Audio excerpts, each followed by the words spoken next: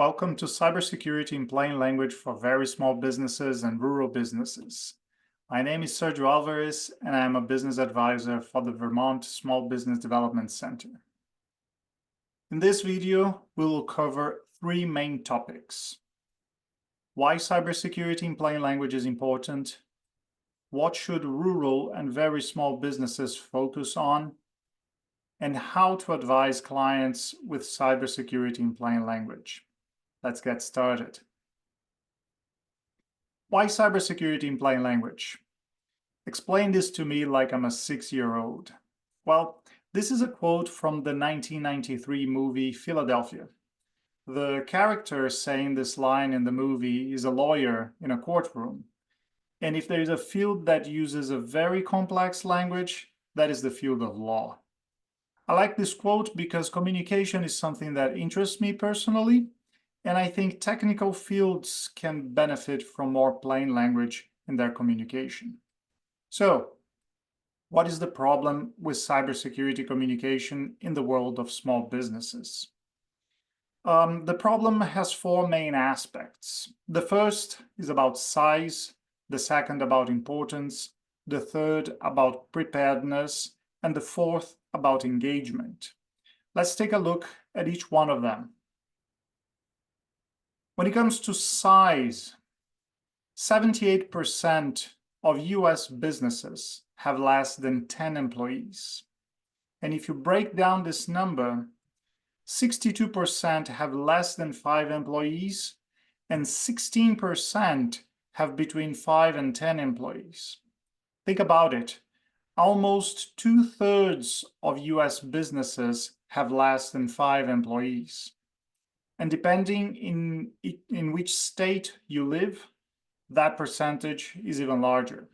That is certainly true for the state of Vermont, where I live. When it comes to importance, small businesses, they represent about half of the country's economic output, and they employ about half of the US workforce. Also, small family farms, which are the ones making less than $350,000 in annual revenue, they represent a whopping 89% of all US farms. They operate almost half of all US farmland, and they represent 20% of the total US food production, the value of the food production. So needless to say, they are very important for the country's economy. So anything that is responsible for such a large portion of the gross domestic product, employment, and food security is considered critical infrastructure, and it is a national security concern. So all these very small and rural businesses in aggregate are extremely important. Now, preparedness and engagement are really the sticky points. As for preparedness, very small and rural businesses are the most vulnerable to cyber attacks, and they are the least prepared to deal with cyber incidents. In other words, they are the low-hanging fruit in large quantities for cyber criminals. The reason is because they often lack the awareness and resources to be prepared. And that is when engagement becomes also an issue. When it comes to engagement, cyber awareness programs find it very hard to engage small business owners, and they find it very difficult to get business owners to take preventive action. Now, this bears the question, why? Why those who need it the most are the hardest to reach? Well, let's take a closer look at it. Why cyber engagement is so hard? There are two main barriers that makes it hard to engage very small or rural business owners with cybersecurity. The first is that risk mitigation is rarely a top priority for these business owners. Their perceived cost benefit for risk mitigation is not worth it. Think about it. In a very small or rural business, the owner is most likely overloaded with responsibilities. They perceive risk mitigation as spending precious time and resources with something that may never happen. So many of them will not see the value of it from the start. In addition, there is a communication disconnect between the cyber community and the small business community. Cyberspeak is a foreign language.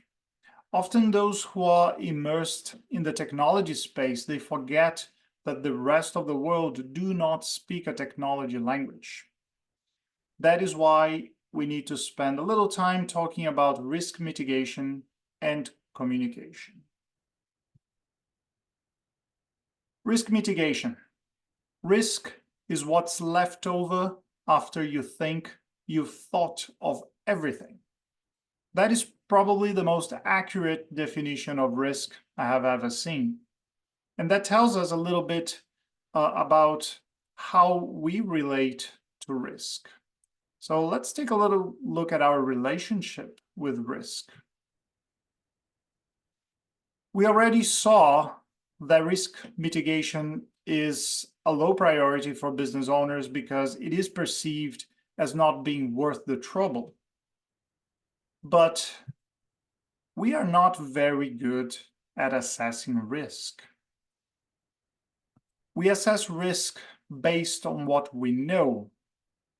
However, risk is exactly about the things that we do not know. Think about it. It is the car that you do not see coming that creates an accident. And here's a depressing realization that I hope you will nonetheless appreciate. There are infinitely more things that we do not know than there are things that we know. And if all that can be known is a pie chart, our individual knowledge is a negligible slice of it. Collectively, we know a little more, but individually, which is the case of business owners, their knowledge of risk is very limited. Therefore, this perception that risk mitigation is of no value is highly flawed. As you can see, we are not hardwired for prevention. That's not our human nature. We are reactive creatures, not proactive. So what else can we do instead of fighting this nature of ours that is not hardwired for prevention? Well, that's when I think it's important to talk about communication. So risk mitigation is tough to address because it goes against our natural tendencies. Therefore, communication may be an area we can have more of an impact when it comes to drive client engagement with cybersecurity. But this is an important thing. Nothing is so simple that it cannot be misunderstood, right? Imagine what happens with things that are made complicated, like many fields of technical communication. So let's take a look at communication. And here's a question that on the surface may sound simple. What is communication? To me, personally, communication is our most sophisticated human technology, but here's a very straightforward definition. Communication is the transfer of information from one person to another using language. And here we have the transfer of information from person A to person B. And note that the information is carried with the use of language. And the language can take many forms other than spoken and written language. But as you may expect, communication is a lot more complex than the simple definition, especially when it comes to professional communication. So what are the components of professional communication? Here's a simple framework. We work in a professional environment. That is the context in which we operate. Within that context, we have our expert thoughts, which are shaped by our professional environment. Then, the way we express ourselves is shaped by both our professional environment and our expert thoughts.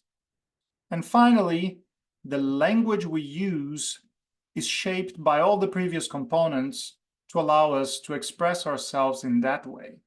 So language is the delivery system for us to express our expert thoughts. So in short, as you see in the picture, you have a triangular environment that shapes our triangular thoughts, that shapes our triangular way to express ourselves, and require a triangular delivery system, triangular language, so to say. So that's very conceptual. Let me give you an example. Let's say you work as a technology professional, surrounded by technology people in a technology environment. Inevitably, you think technology 8 hours a day or more.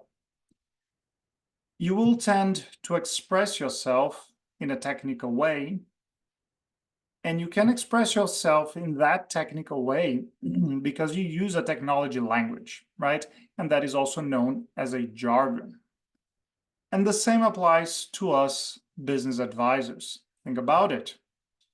We work in a business environment, we have our business thoughts, we have our business way of expressing, and we use a business language, we use business jargon. So, that said, how does a successful communication look like? Let's see how it works. For as long as we communicate with an audience with a similar professional environment as ours, with a similar way of thinking and expressing themselves,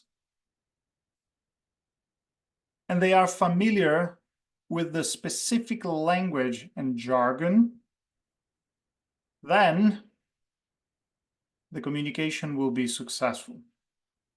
But that is rather the exception.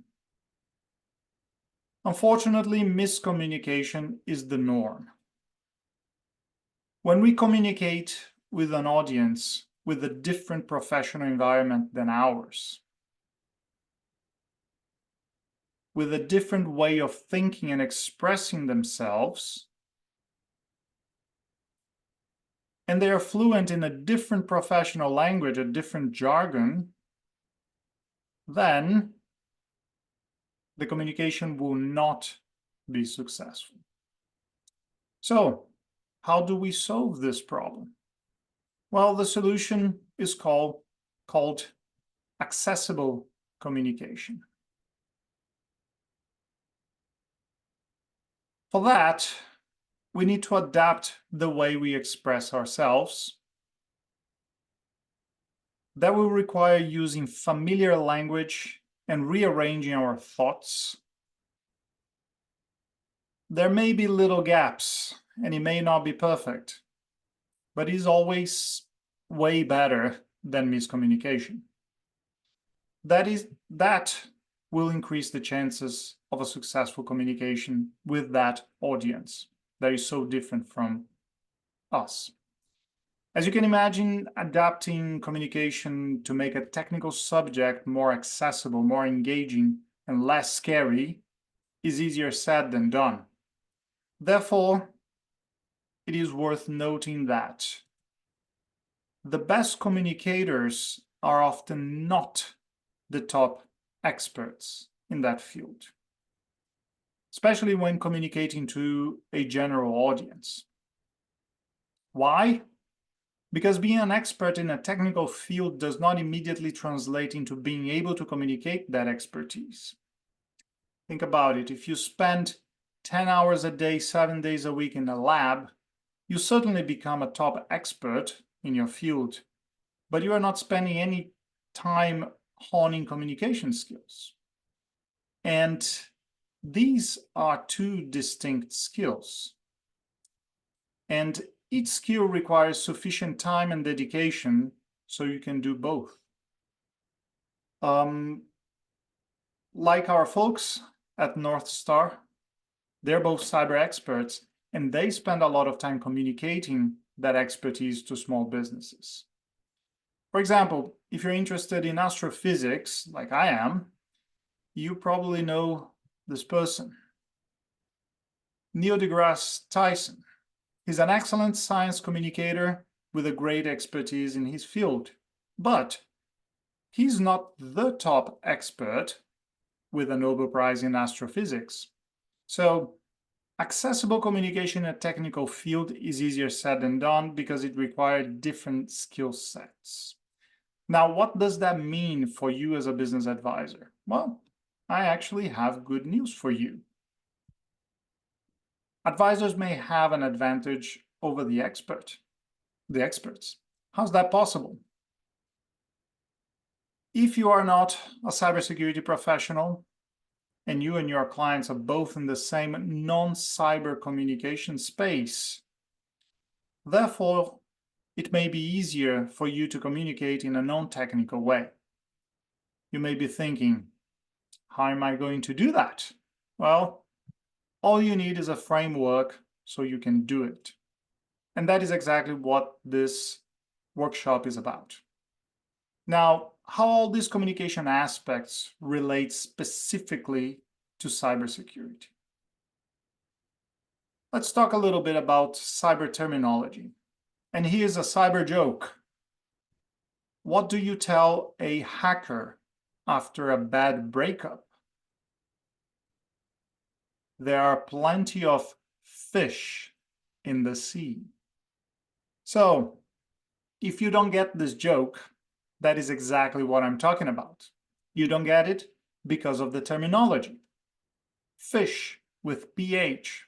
If you don't know what that is, the joke doesn't make sense. So, cyber terminology is very much opposed to accessible communication, unfortunately. It's very technical. It can get very technical.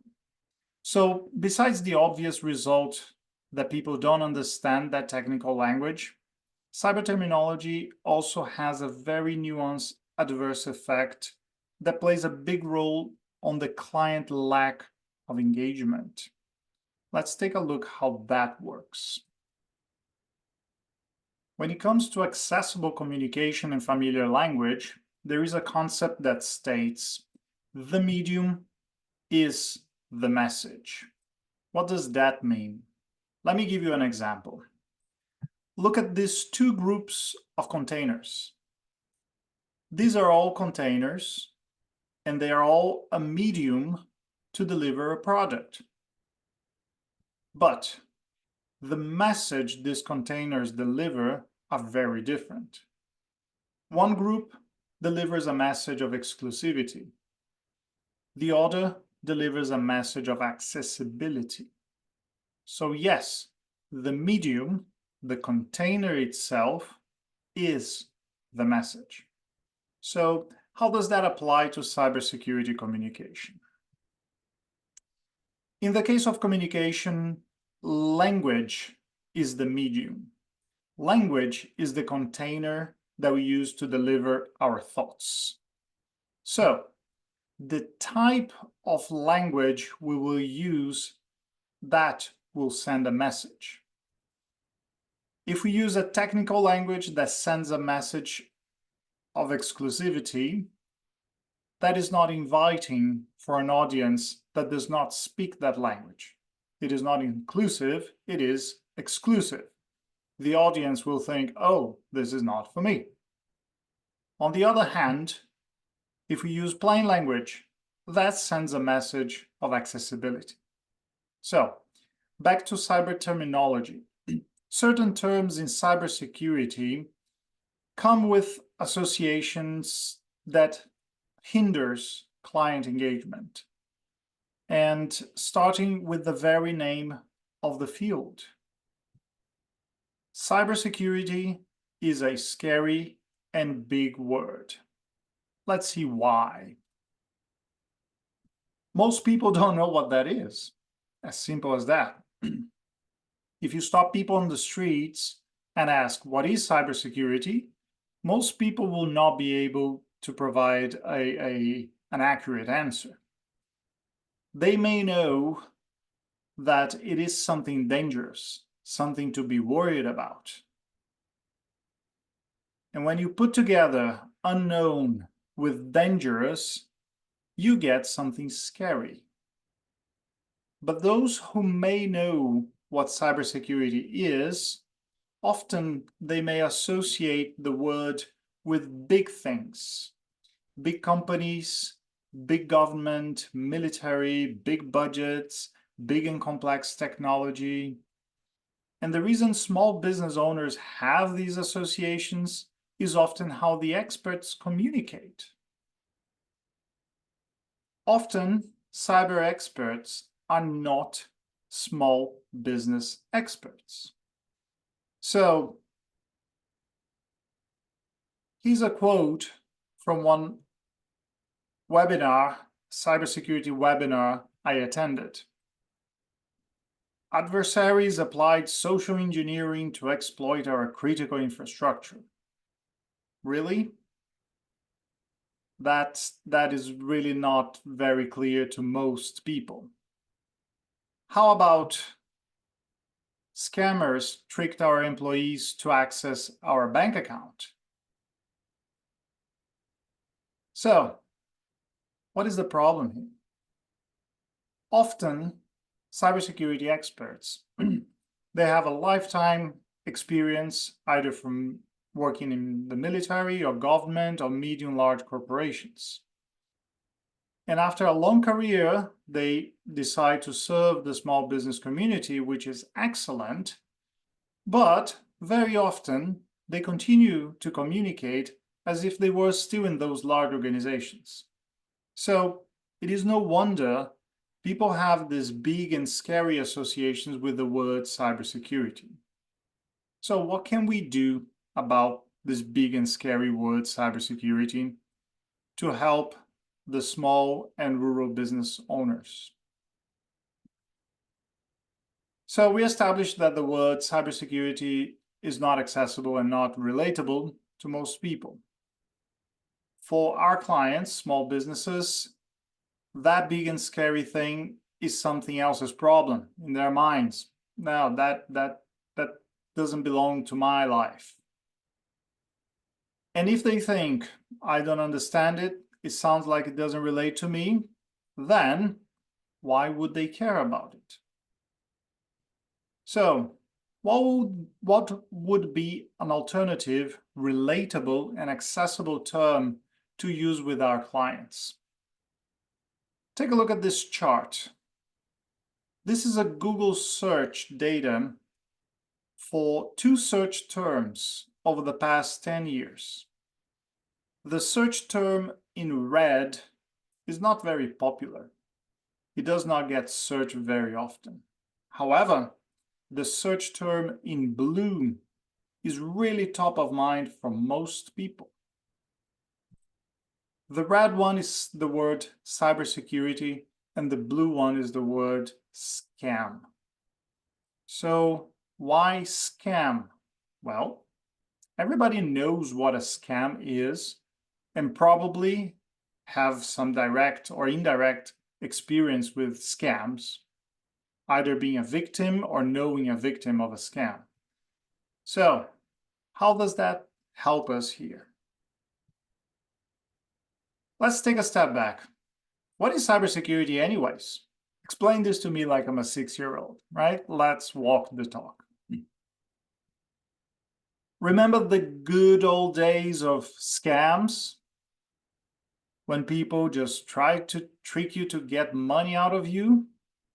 Well, same thing today, but it is a lot more digital, right? Today you have voicemail scams, text message scams, social media scams, email scams, and the list goes on.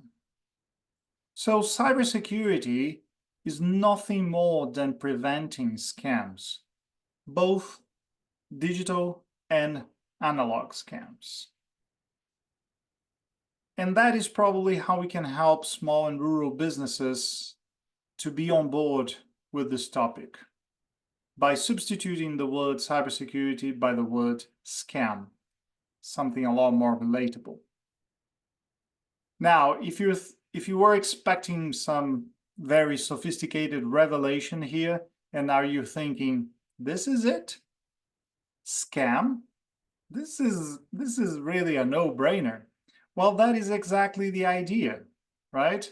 The idea here is to communicate cybersecurity to clients in a way that is very simple, in a way that they say, oh yeah, of course, scams, I know what you're talking about.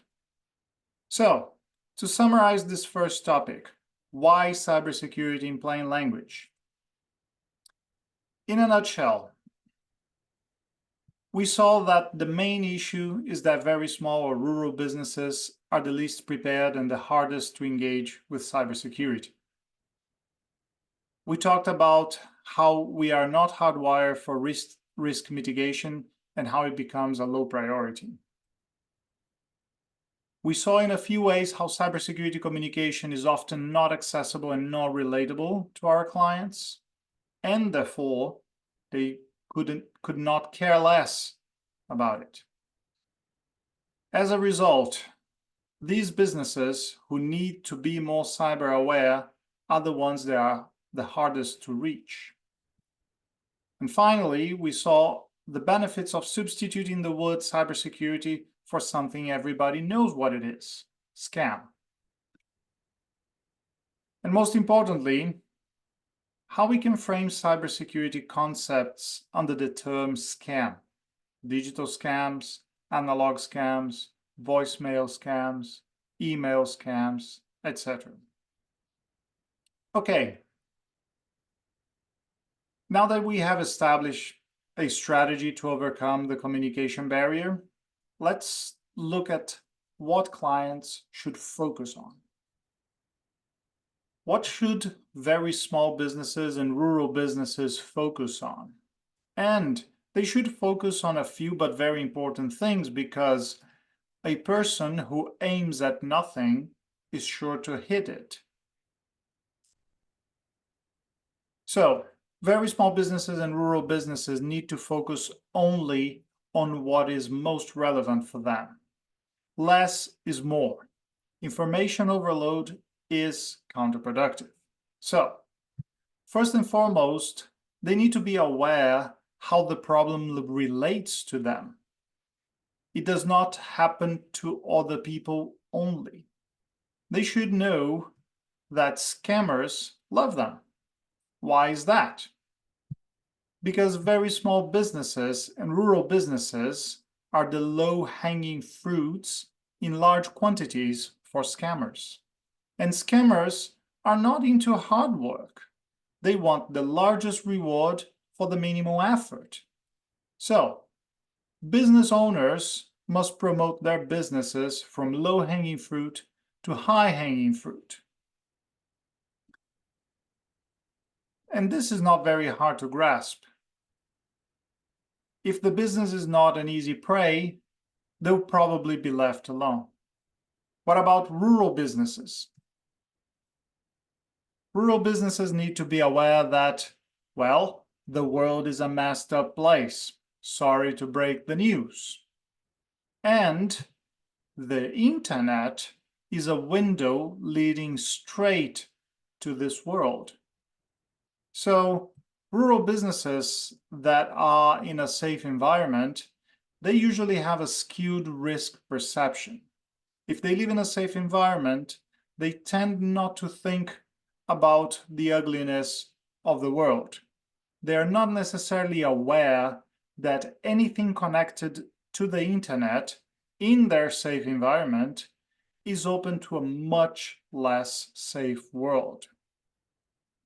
So this skewed perception, with the increasing usage of agricultural technology, makes these rural businesses also low-hanging fruits in large quantities. Think about all the things connected to the internet in a farm today.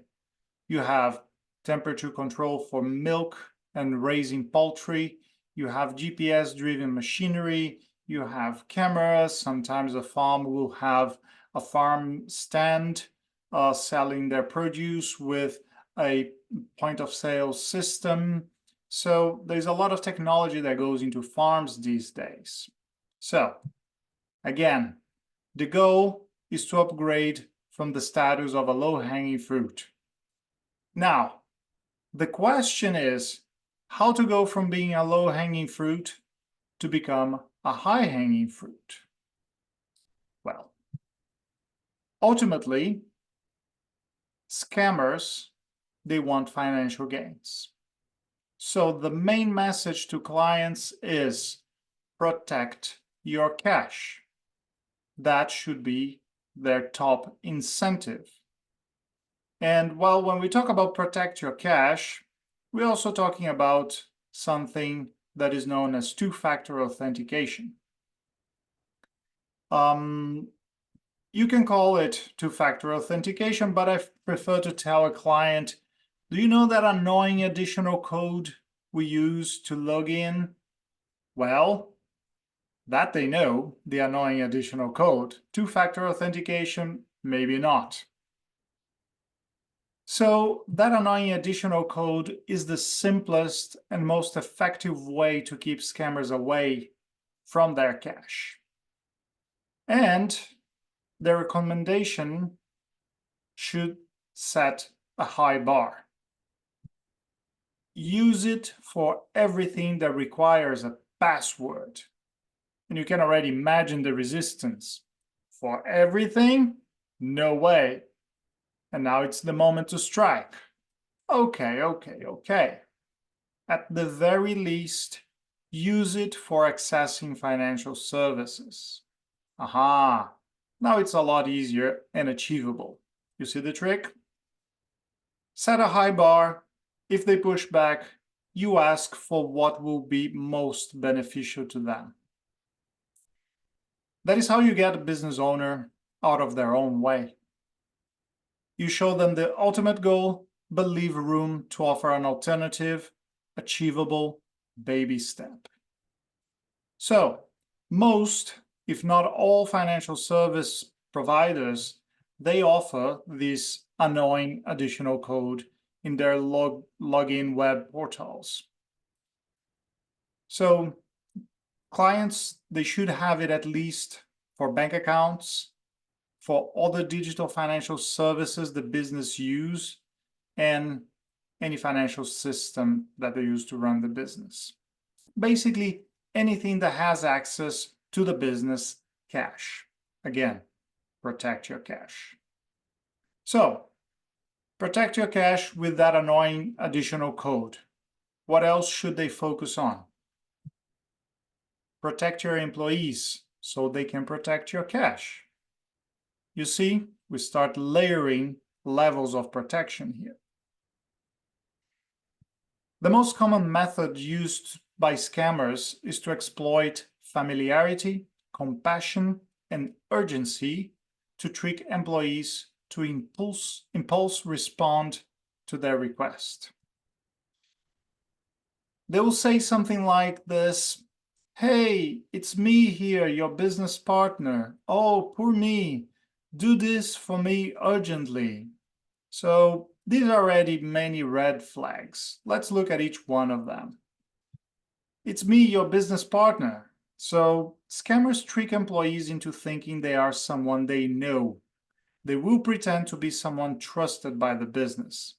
That is the familiarity aspect. Then they take advantage of employees' compassion and create urgency. Oh, poor me. They'll say that something terrible is happening to them. That is to trigger compassion. And then they say, do this for me. And this is always some sort of payment. That is exactly what they're after. That is the ask, right? They're after the money. And they'll say, oh yeah, it needs to be done urgently. And usually they will say that the world will end if they don't do it right now. That is to create that sense of urgency and apply pressure. So their goal is to get the employee to impulse respond and do it before the employee have a chance to verify what the scammer is claiming or asking for. And in this case, our behavior is really the weakest link. That is what scammers will exploit. So, how can business owners protect employees? Well, they should use something that is called the slow protocol to handle all urgent requests. What is the slow protocol? It's very simple. First, slow down, stop, and do not act.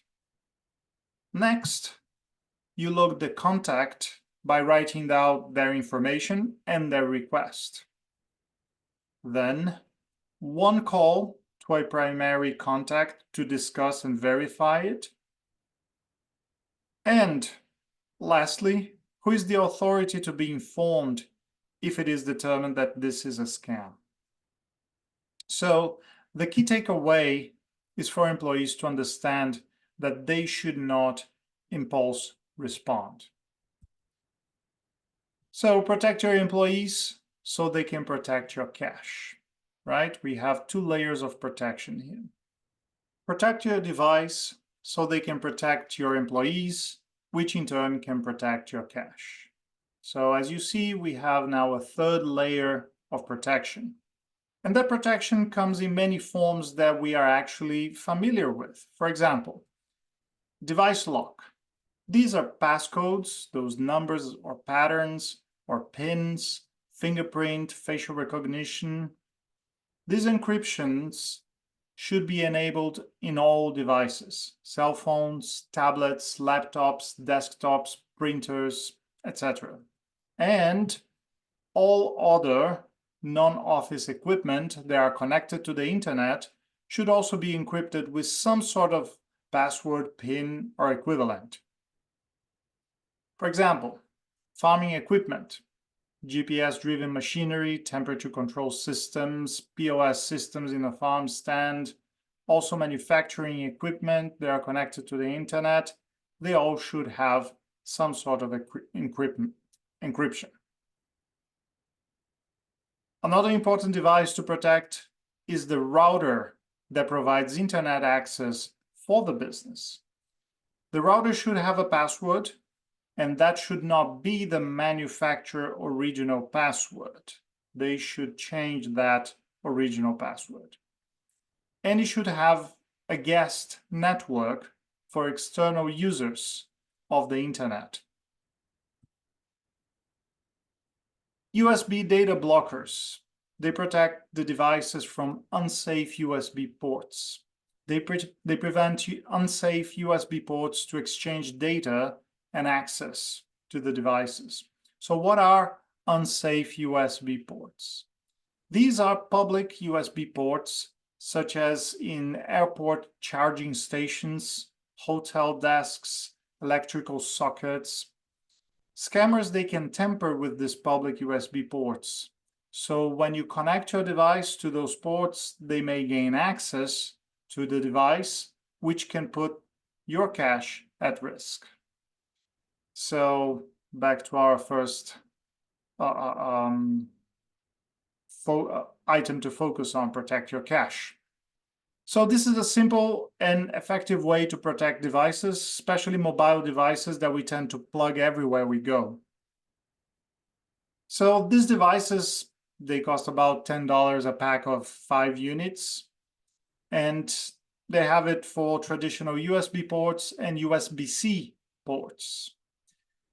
I usually recommend the client to buy a few packs of them, distribute to employees, and teach the employees to never plug devices in public USB ports without one of these. And if a client do not get the benefit of a USB data blocker, here's an analogy that you can use. The internet world calls these devices USB port condoms. Though it is not a very classy analogy, it explains the benefits of the device with a single word. That is the beauty of plain language. So, since we talked about encryption, we cannot skip one of the most hated topics by the general population: passwords and password hygiene. So I called it Protect Your Business, so you can protect your devices, which will protect your employees, who in turn will protect your cash. So this is a fourth layer of protection. And here's the truth about passwords. Do you hate passwords? You're not alone. Everybody hates it.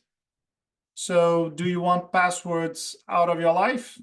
Well, I have a very simple answer here for you. Use a password manager.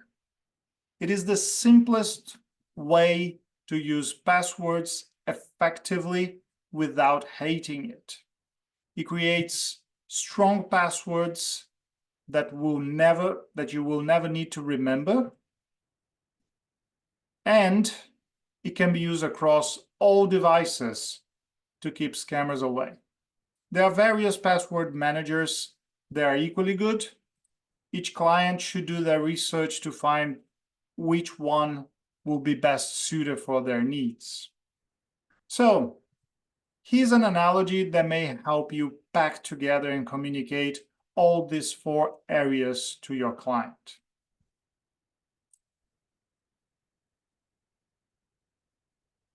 So how these four recommendations fit together and how they help the business to become a higher hanging fruit.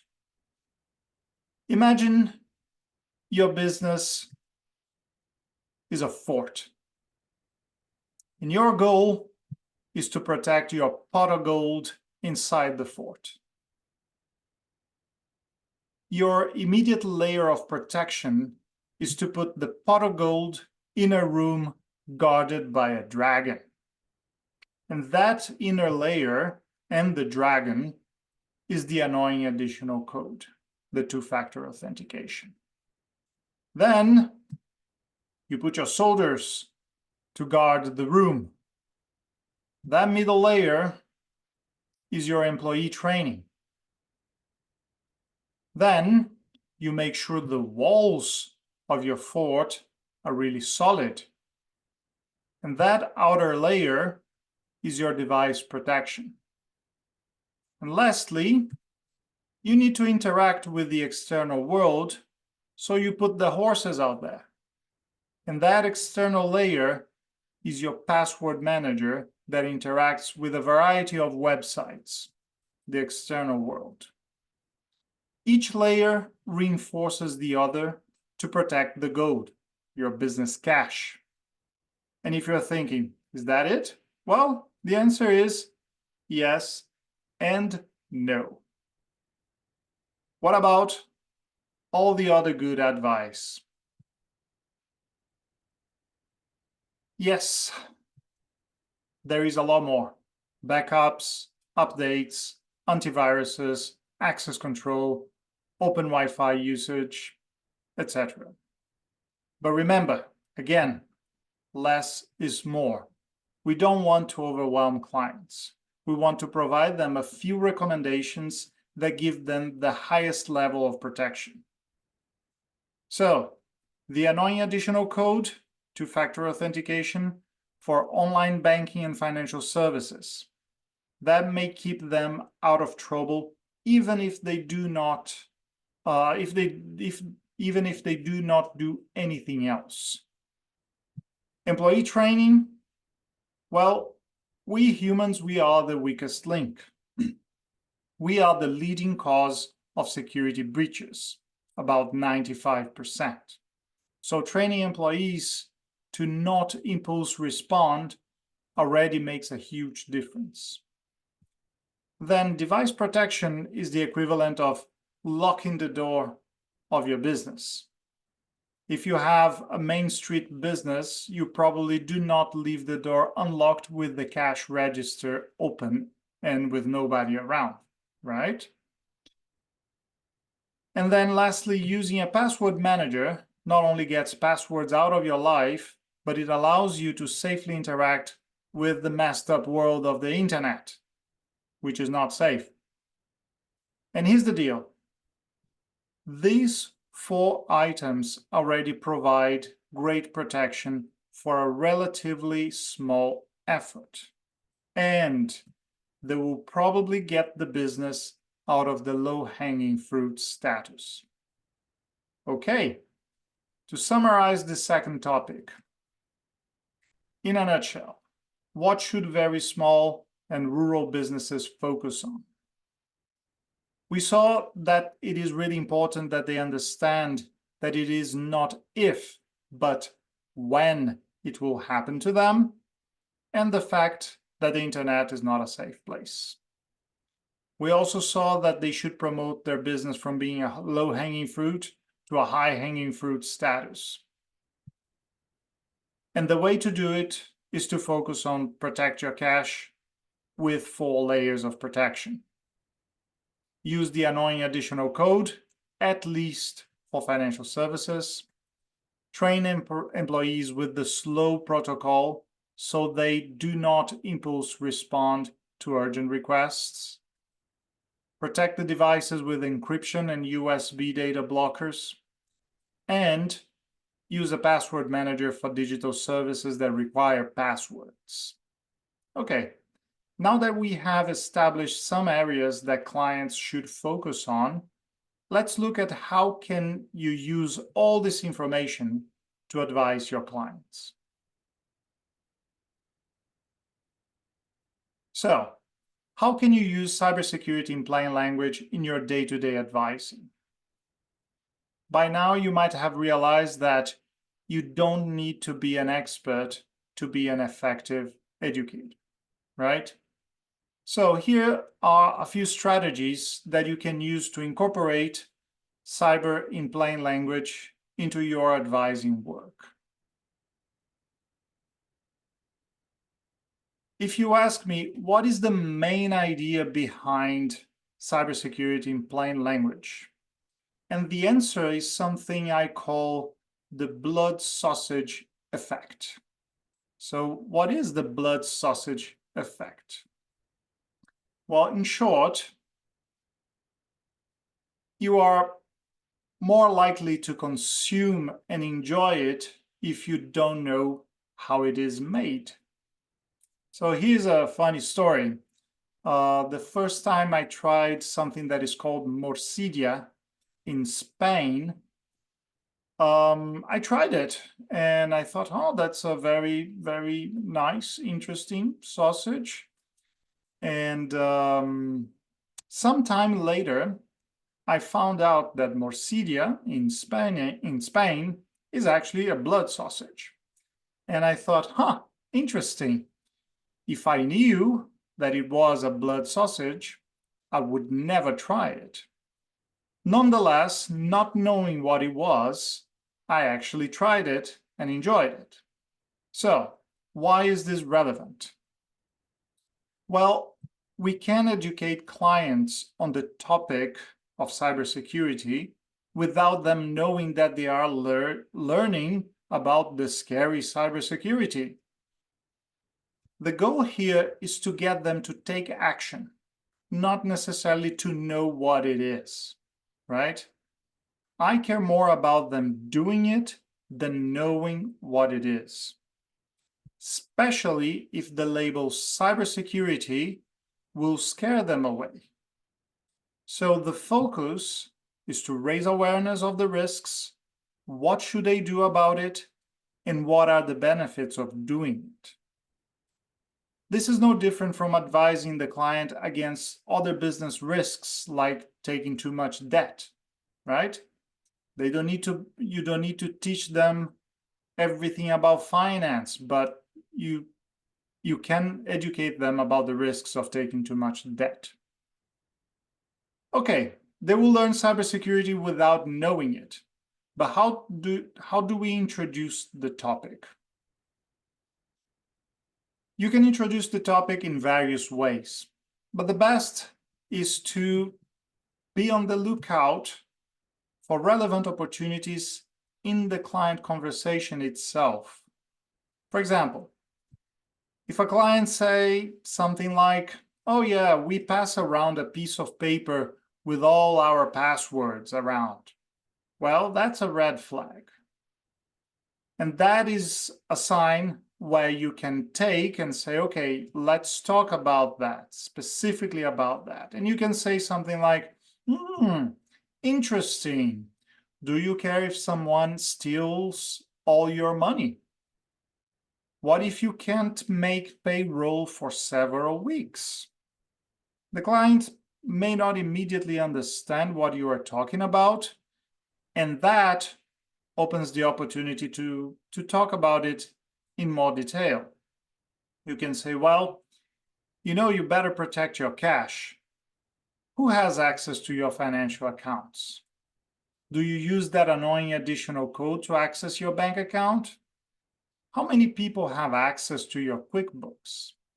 Etc. Once you have an entry point, you can make the client understand the risks, what they should do, and what are the benefits of doing it. Another way to introduce the topic is to take a holistic approach on how we advise clients. So how does this holistic approach work? Think about it. What is the difference between a business advisor and a business coach?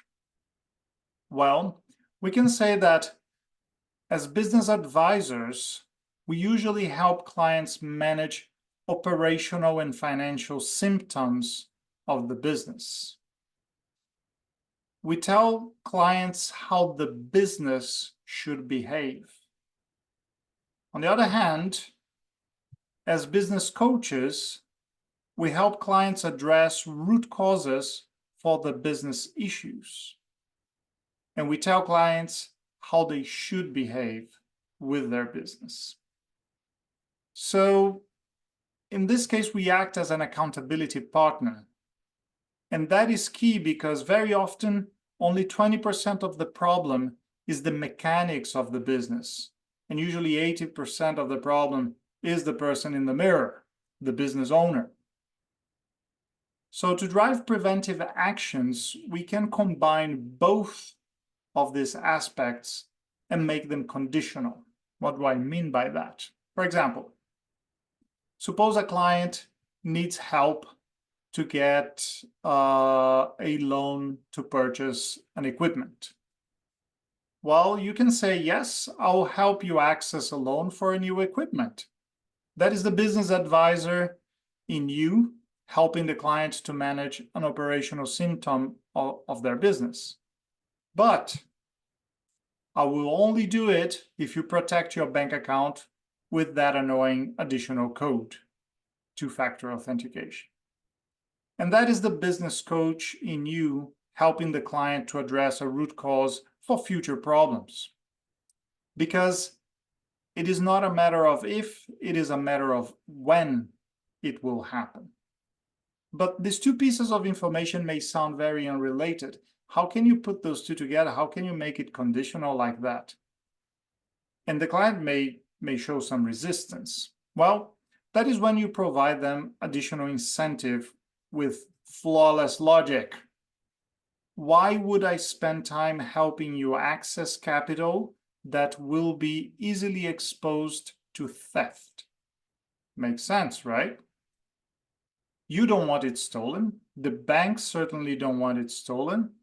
And I don't want to waste my time as an advisor. Do we have a deal? So in other words, I'll help you if you help your future self. So another strategy is to make the topic memorable. And stories are memorable. People don't remember facts and figures.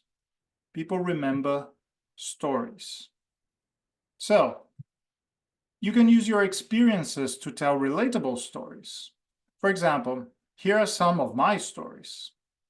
A client lost money by using an open Wi-Fi in a cafe to access QuickBooks, which was linked to their bank account. Unfortunately, a scammer was listening to the Wi-Fi traffic. It's an open Wi-Fi. So this is a true story. Here's another one. A friend almost wired $30,000 to a scammer. She believed a relative had an emergency. The scammer impersonated the relative on a messaging app. She wired the money and contacted the relative by phone, not using the messaging app, to tell that she had wired the money. Then on the phone, they realized what was happening, and she managed to call the bank and cancel the transaction. So fortunately, the transaction did not go through. So if you think this would be a useful strategy for you to use personal stories, well, here's a simple formula.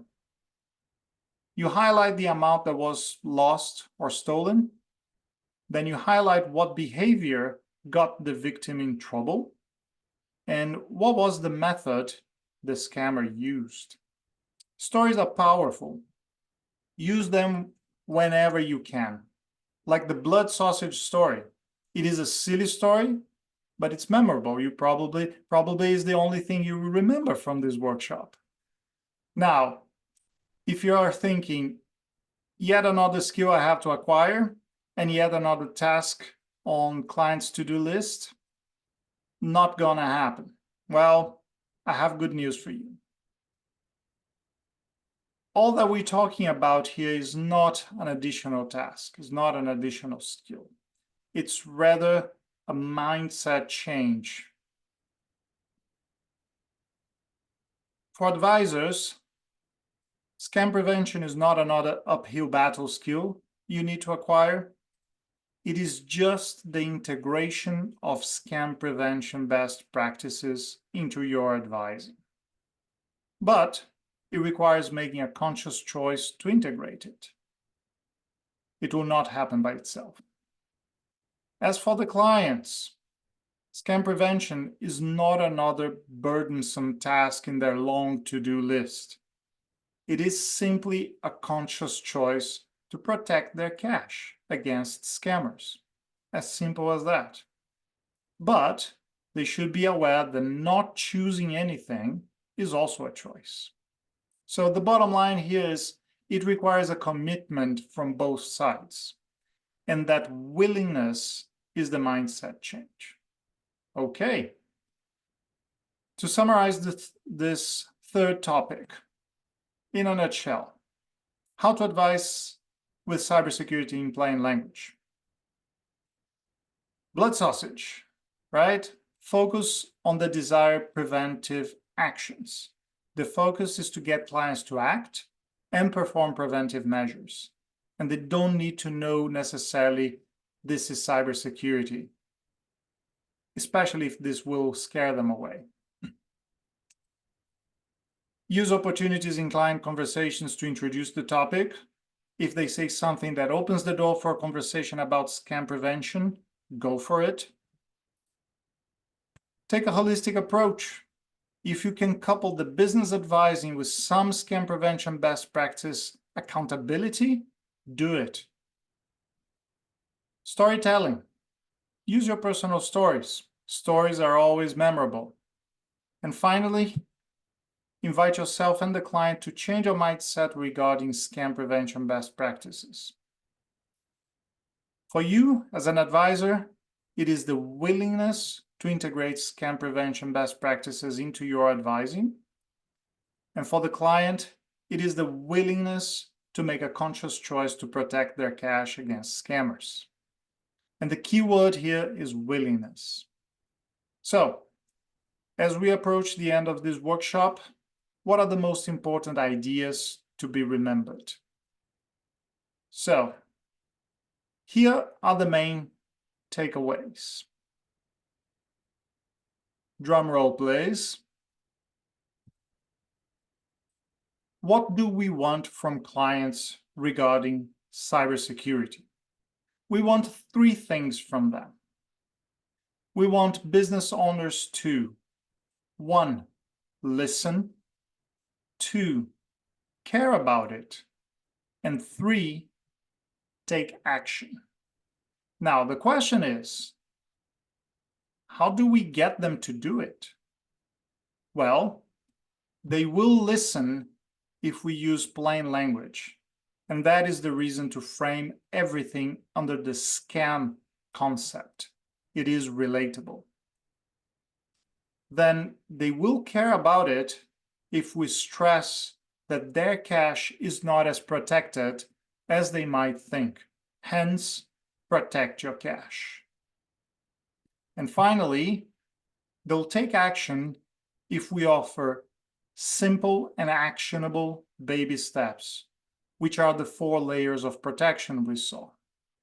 The 2-factor authentication, the annoying additional code, employee training, the slow protocol, device protection, encryption and USB data blocker, and password manager.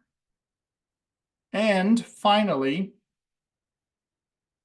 remember, less is more, and blood sausage.